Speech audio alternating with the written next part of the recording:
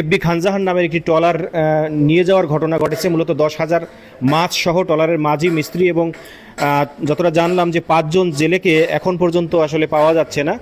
ট্রলারে টোটাল 13 জন জেলে ছিল, তার মধ্যে 8 জনকে পাওয়া গেছে। তাদেরকে আসলে মারধর করে এই চরদানি যে মাছ বাজার সেখানে রেখে গেছে।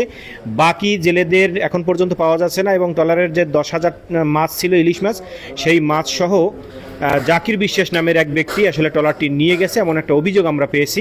জেলে ছিল, 2 দিন আগে জেল থেকে বাইরে গেছে। আমার মাছ, ট্রলার, মাঝি, টাকা সব নিয়ে গেছে।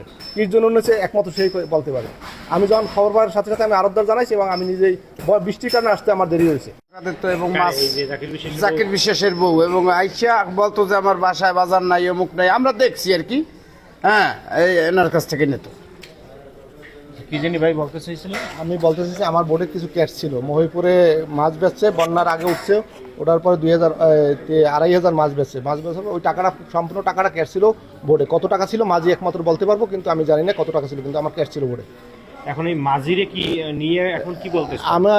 আমার তার সাথে যোগাযোগ হয় না। যোগাযোগ হয়েছে আলামিন ভাইয়ের সাথে। আলামিন ভাই কি বলছে সেই জানে, আমার সাথে তার সাথে আদৌ কোনো যোগাযোগ হয় না। এবং আমি কি বলছে মাঝির ব্যাপারে? কি বলছে মাঝির ব্যাপারে? বলছে আমারে তোমরা 16 লাখ টাকা দিয়ে দাও, তাইলে তোমার মাঝি নিয়ে আমি বাজারে আসতেছি। মানে মাঝি সহ মাছও তো নিয়ে গেছে? মাছ নিয়ে গেছে। মাছ কত আসলে? মাছ 10,000 ছিল। আমার এক নদীতে থাকতে বলছিল মাঝি যে পাইছেন কি, বলছে 8,000 8,500 এরকমের হইবে, আর 20-25 কেজি বা 30 কেজি হতে পারে বাজে মাছ এরকমের। তাহলে আপনি কি এই যখন ট্রলার নিয়ে যায় তখন এখানে উপস্থিত? আমি বাসায় ছিলাম। আমি খবর শুনি ফোন টোন রাখে দৌড় দিয়ে আসছি। আইসে আমি দেখছি গাড়ি আমাকেও আরও 2টা বোট আসছে বেরছে। ওই বোটার ইঞ্জিন বন্ধ করতে দেই না, বোট ঘুরে বেরোইছে। বেরোইলে ও দ্রুত টাইনে বেরোয় গেছে, পরে আমি আর টাইনে বেরোইয়া পাইনি আর কি।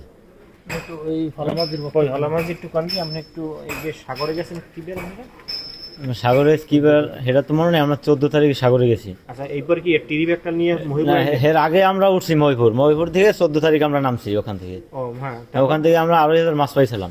ওইটা বিক্রি করছে, কিন্তু ওই কত টাকা বিক্রি করছে ওরা মাঝেই জানি। ক্যাশ মাঝিটি ছিল, বোর্ডে নিয়ে আসছে। আর আমার স্টাফেরও খরচপাতি কম বেশি সবারই ছিল, মোবাইল টোবাইল সব ওই ভোটেই রয়ে গেছে।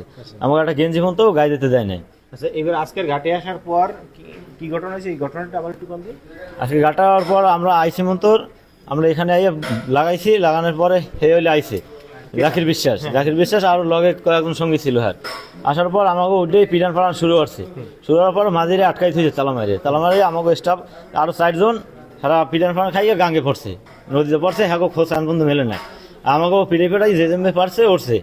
এই পরে এসে বোট নিয়ে গেছে মাঝি সহ। এটা কয়টার সময় নিয়ে গেছে?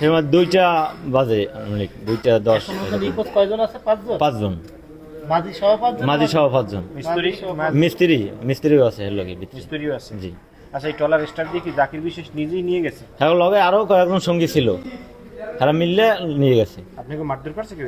মারধর করছে, আমাকে পিটান দেওয়া ধরছে। একজন পিটানও খাইছে, আমাকে মুরব্বী। হেও পড়ছে গাঙ্গে। হ্যাঁ, পর্যন্ত আমরা পাই না এই 5 জনের মধ্যে। ওই যে মানে সঙ্গী যারা ছিল তাদের কি কাউকে চিনতে পারছেন? না, সঙ্গী আমরা তাদেরকে চিনি। আপনাকে বাড়ি কোন জায়গায়? আমাকে বাড়ি তুষখালী। আর এই ট্রলারের নাম কি? এফবি খানজাহান। জি। ট্রলারের মালিক হইলে আপনি? জি। এই ট্রলার কিনছেন টোটাল 15 না 16 লাখ টাকায়? 15 লাখ টাকা ট্রলার কিনছে, পরে সে দাবি করছে আরো 1 লাখ টাকা।